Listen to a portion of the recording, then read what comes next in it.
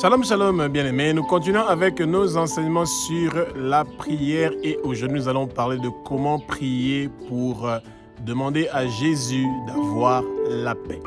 Eh bien, Jésus est le Dieu de la paix. Il est Yahweh Shalom. Shalom, ça veut dire en hébreu la paix. Et Jésus nous apporte la paix. Il est un Dieu de la paix. Il est le Dieu qui pourvoit la paix. Et quand nous n'avons pas la paix, ça veut dire que nous avons l'inquiétude ou l'anxiété. Et ce sont les choses qui doivent nous quitter au nom puissant de Jésus-Christ de Nazareth. Peu importe les moments difficiles que vous traversez, peu importe les difficultés que vous traversez, peu importe la maladie que vous traversez, les tumultes, la turbulence, le traumatisme, eh bien, vous devez toujours vous rappeler que Dieu a prévu la paix. Il est le Dieu qui apporte la paix. Son nom est la paix. Il se révèle en nous à travers la paix, bien-aimés. Et c'est ça, le Seigneur veut à tout prix que l'homme soit confiant, que le Seigneur a une alliance avec nous, une alliance de nous donner la paix. Eh bien, nous avons étudié dans les jours qui sont passés que Dieu a une première alliance avec nous, celui de pourvoir à tout ce dont nous avons besoin. Et c'est ça, c'est pour ça qu'il s'appelle Yahweh Jireh ou Jéhovah Jireh. Et ensuite, Dieu a une autre alliance avec nous qui est l'alliance de Dieu qui nous guérit. Et c'est pour ça que nous l'appelons Yahweh Rapha. Il est Jéhovah Rapha, le Dieu qui est en train de nous guérir. Et il a aussi fait une troisième alliance avec nous. Eh bien, Dieu est le Dieu qui est notre bannière, qui est notre drapeau. Eh bien, quand nous l'avons avec nous, eh bien, il n'y a personne qui peut nous terrifier parce que nous avons tout simplement la victoire et c'est pour ça qu'il s'appelle Yahweh Nissi ou Jéhovah Nissi. Et aujourd'hui, nous allons parler donc de Yahweh Shalom, Jéhovah Shalom, le Dieu qui a une quatrième alliance avec nous et c'est une alliance d'apporter la paix dans notre vie. Bien-aimé, que le Saint-Esprit prend le contrôle de ma bouche, que ce que je veux dire, ce ne sont pas des paroles qui viennent de moi, que ce sont des paroles qui sont inspirées par le Saint-Esprit, que les écailles tombent, que nos yeux s'ouvrent, nous allons connaître la vérité et la vérité va nous affranchir. Et comme c'est écrit dans Actes chapitre 2 du verset 1 au verset 4, que le vent impétueux du Saint-Esprit commence à souffler dans le lieu où vous êtes et soyez dans la plénitude du Saint-Esprit.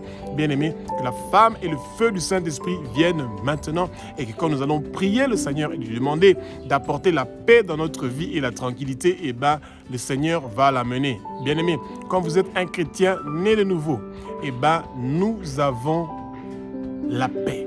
Nous avons le repos. C'est ça que le Seigneur a prévu pour nous. Il a dit, prenons tous nos soucis, prenons tout ce qui est lourd, tout ce qui nous fatigue, venons déposer ça à lui, Jésus. Il va mettre ça sur la croix et nous allons avoir en échange, nous allons avoir la paix. Nous allons avoir le shalom. Et c'est ça que le peuple de Dieu veut, bien-aimé, que nous puissions avoir la paix et le shalom, bien-aimé. Le Jésus que nous croyons est le Fils de Dieu, il est Dieu. Ce Jésus-là a versé son sang sur la croix de Golgotha pour que nous puissions avoir la paix. Le shalom, cette paix qui nous donne la tranquillité, cette paix qui nous donne le courage, la force de prier, d'étudier la parole. Peu importe les difficultés que nous avons, peu importe les moments que nous sommes en train de traverser, nous devons nous rappeler que Jésus-Christ de Nazareth, le roi des rois, le Seigneur, a le dernier mot dans chaque circonstance de notre vie. C'est lui qui écrit le livre de notre vie. C'est lui qui va écrire le dernier chapitre de notre vie et pas nos ennemis. Que vos ennemis ne vous enlèvent pas la paix, que le Satan ne vous enlève pas la paix, que personne ne vous enlève la paix, bien-aimés. Vous n'allez pas mourir, vous allez vivre et déclarer les œuvres de l'Éternel des armées. Aucun accident ne va vous arriver. Tout empoisonnement que le monde de ténèbres avait prévu dans votre boisson, dans votre nourriture ne va pas réussir et prospérer.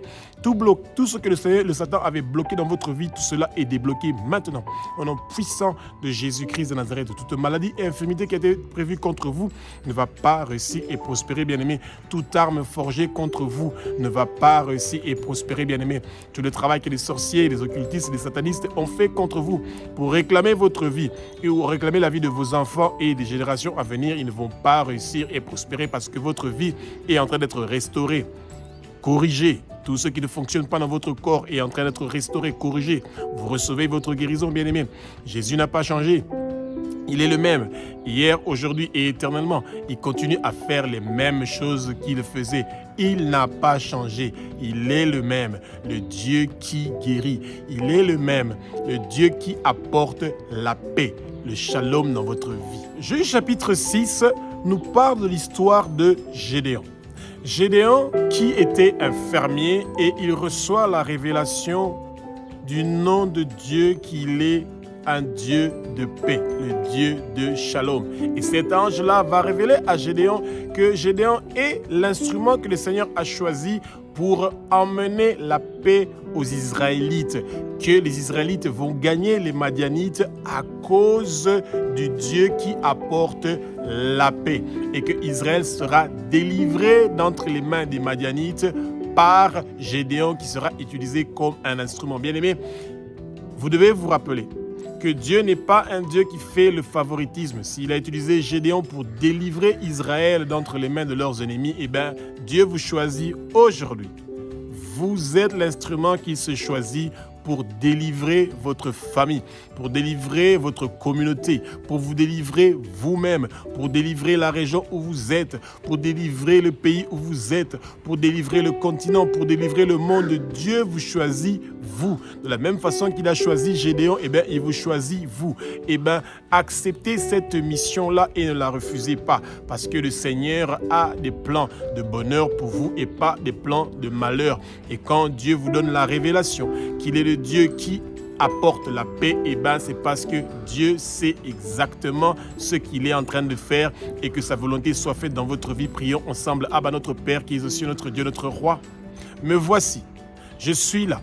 Utilise-moi comme ton instrument, comme tu l'as fait avec ton serviteur Gédéon. Tu peux m'utiliser moi pour apporter la paix dans ma famille, pour apporter la paix dans ma communauté, pour apporter la paix dans mon quartier, dans la région où je suis, dans le pays où je suis, dans le continent africain et partout dans le monde entier. Utilise-moi comme ton instrument pour partir partout dans le monde entier pour apporter ta paix. Que ta paix vienne dans ma vie, que ta paix vienne dans chaque domaine de ma vie. Et je te remercie, je te rends grâce pour ta bonté et ta grandeur. Je te remercie, je te rends grâce parce que tu fais des choses qui sont formidables et merveilleuses. Toi qui as créé la lumière pour nous séparer des ténèbres, eh bien, ta lumière me sépare des ténèbres. Ta lumière apporte la paix dans ma vie et dans toute personne qui est tout autour de moi.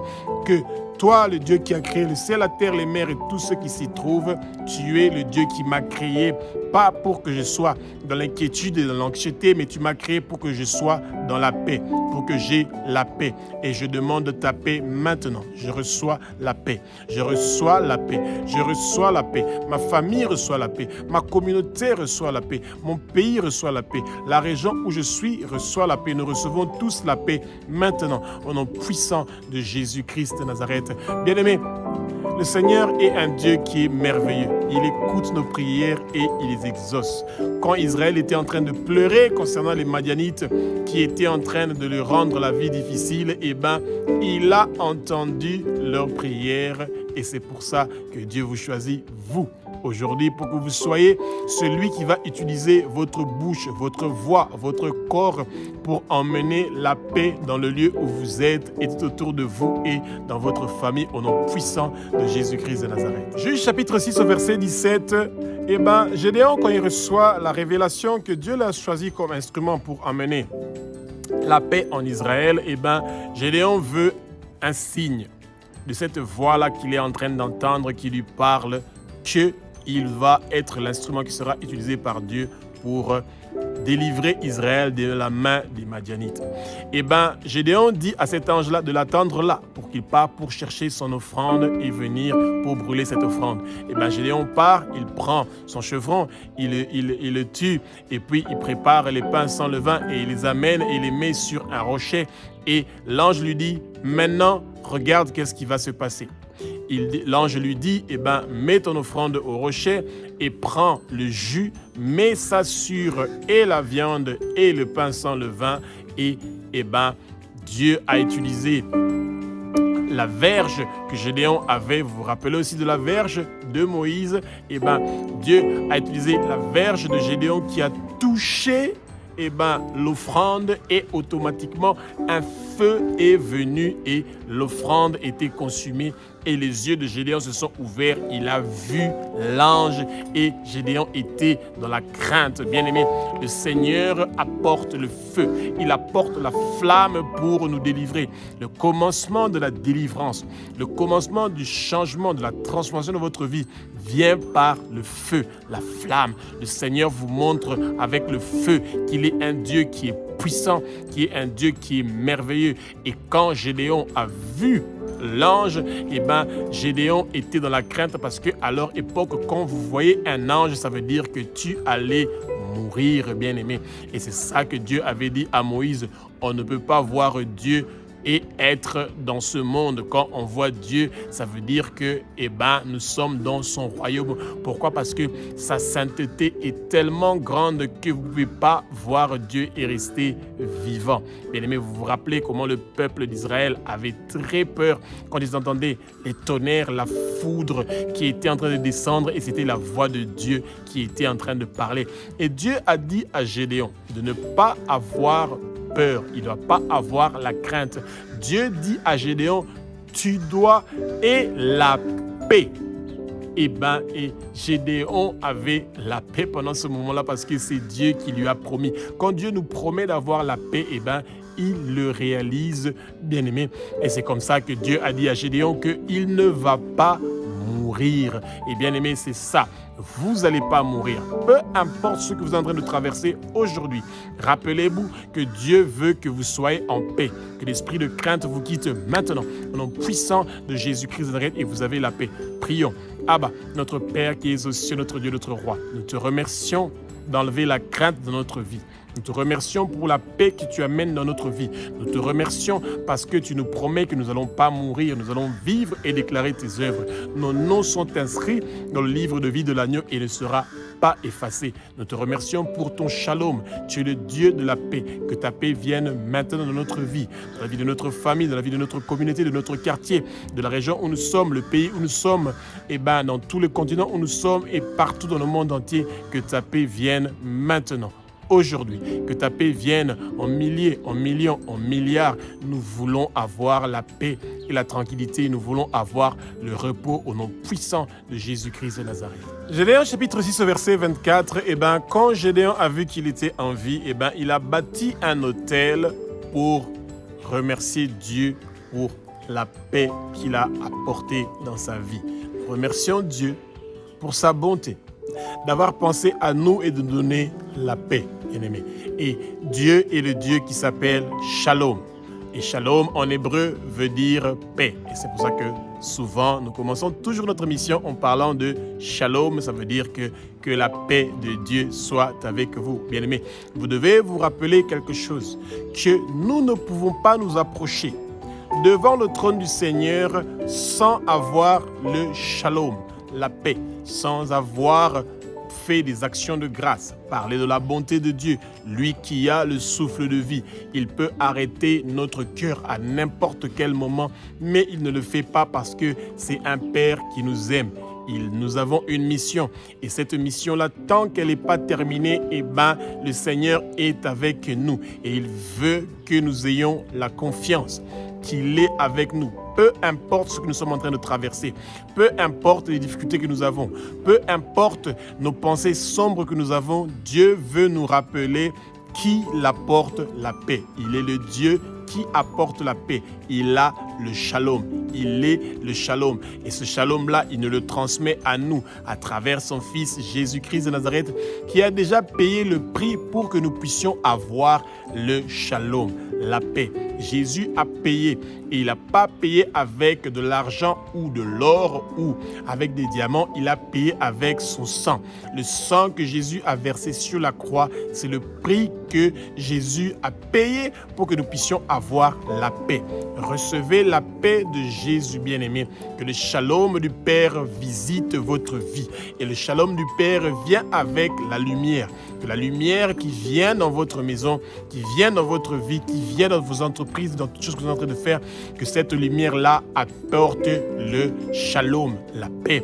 Yahweh shalom, Jéhovah shalom, cette paix-là qui est en train de venir venir pour remplir votre vie, pour remplir votre cœur. Que votre cœur soit rempli de la paix que le Seigneur veut. Il veut que vous ayez la paix et le repos parce que vous avez fait le bon choix de choisir Jésus-Christ de Nazareth comme le Fils de Dieu, comme celui qui est Dieu, comme celui qui a versé son sang sur la croix de Golgotha pour que vous puissiez avoir la paix.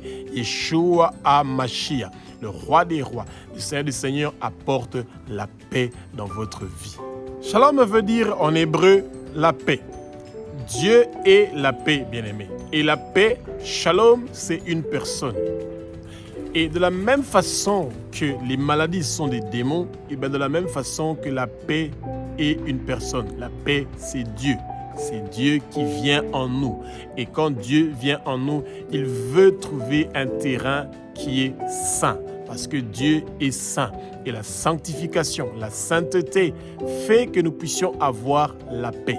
La paix est celui qui se repent, celui qui veut purifier son corps, celui qui refuse le péché, celui qui confesse ses péchés, qui confesse les péchés de ses parents et de ses ancêtres, celui qui abandonne le péché, celui qui se repent de ses péchés, de celui de ses parents et de ses ancêtres, celui qui demande pardon aux gens qu'il a fait du mal, qu'il a offensé, qu'il a blessé, qu'il a promis quelque chose qu'il ne l'a pas réalisé, celui qui n'a pas apporté la paix aux autres et qui demande le pardon, celui qui refuse de vivre dans les iniquités, celui-là a la paix, celui-là a le shalom. Et comme le sang précieux de Jésus nous a lavé, purifié, sanctifié et que nous avons maintenant la paix, et bien nous aussi à notre tour, nous pardonnons à toute personne qui nous ont offensés, qui nous ont fait du mal, qui nous ont blessés, qui nous ont promis quelque chose qu'ils n'ont pas réalisé. Et bien, quand nous avons pardonné les autres et que nous aussi, nous avons demandé pardon pour nos péchés, et bien, le shalom commence à descendre sur nous. Le shalom, la paix vient dans notre cœur. Et bien, nous sommes le corps du Christ, nous sommes l'Église, nous sommes le temple du Saint-Esprit. Et parce que nous sommes le temple du Saint-Esprit, et parce que Dieu est avec nous, et parce que Jésus est en nous, et bien nous avons le shalom. Et cette paix-là se transmet, bien-aimés, partout où vous allez marcher, partout où vous allez arriver, partout où vous allez parler, eh ben, le shalom est en train de venir. Pourquoi? Parce que vous avez Dieu avec vous. Vous avez la paix avec vous. Vous avez le shalom qui est en train de venir pour apporter des changements. Et tout ce que le Satan, les hommes forts qu'il avait prévu et les démons qu'il avait prévu, tout le travail qu'ils avaient prévu contre vous ne va pas réussir et prospérer parce que vous avez le shalom. Vous ne devez pas avoir la crainte. Vous ne devez pas avoir la peur. Dieu ne vous a pas créé avec la crainte et un esprit de peur. Il vous a créé avec la force. Et le Seigneur vous dit, soyez tranquilles, vous avez la paix. Pourquoi? Parce que vous n'allez pas mourir, vous allez vivre et continuer la mission que Jésus-Christ de Nazareth a prévue pour vous et moi, que nous gagnons des âmes pour le royaume de Jésus-Christ de Nazareth. Et c'est seulement quand nous avons la paix que nous pouvons faire ce travail-là merveilleux de continuer la mission de Jésus-Christ de Nazareth. Bien aimés, cette quatrième alliance que Dieu fait avec nous, d'être Yahweh Shalom, d'être Jéhovah Shalom, le Dieu qui apporte la paix, c'est parce qu'il veut dans notre relation personnelle avec lui, Dieu, que nous ayons la paix. Que nous ayons la paix dans la relation que nous avons avec Dieu. Et c'est pour ça qu'il nous éloigne des péchés, il nous éloigne du mal, parce qu'il veut que nous ayons la paix. Quand vous avez la paix, vous pouvez gérer les bénédictions que le Seigneur vous donne. Quand vous avez la paix, vous pouvez gérer les faveurs que le Seigneur vous donne. Quand vous avez la paix, vous pouvez gérer la rosée que le Seigneur vous donne. Toutes les bonnes choses que le Seigneur vous donne, quand vous avez la paix, eh bien vous allez savoir comment vous devez faire pour gérer cela. Et quand vous avez une belle et une bonne relation avec Dieu, vous allez vous rappeler des veuves, vous allez vous rappeler des orphelins, vous allez vous rappeler des démunis, vous allez vous rappeler des pauvres, vous allez vous rappeler des gens qui sont dans le besoin, bien-aimés. Pourquoi? Parce que vous avez la paix. Celui qui n'a pas la paix, eh bien, il est agité. Et le Seigneur veut que nous ayons la paix. Il ne veut pas que nous soyons agités comme les vagues. Eh bien, celui qui est agité, et c'est celui qui est méchant. Et le méchant n'a pas le droit à la paix. Et celui-là, c'est le Satan qui est notre ennemi. Il n'est pas notre ami, nous le détestons. Lui, il veut nous enlever la paix, mais il ne pourra pas parce que le Seigneur nous a promis la paix. Et chaque parole que le Seigneur dit dans sa parole, dans la Bible, le Seigneur réalise cette parole-là. Et comme le Seigneur nous a promis la paix, nous avons la paix, bien-aimés. Et nous remercions le Seigneur pour sa bonté, pour ses faveurs, pour ses bénédictions, pour sa rosée, pour toutes ces grandes choses qu'il est en train de faire pour nous à travers cette paix qu'il veut nous apporter, bien-aimés. Même quand nous n'avons pas de quoi boire et manger, nous ne savons pas comment nous allons faire pour payer notre loyer, nous ne savons pas comment nous allons faire pour les études de nos enfants, et nous sommes remplis de dettes, nous sommes dans beaucoup de problèmes, nous ne savons pas les papiers, nous sommes en Europe, peu importe les difficultés que vous traversez, rappelez-vous que Dieu est un Dieu qui apporte la paix.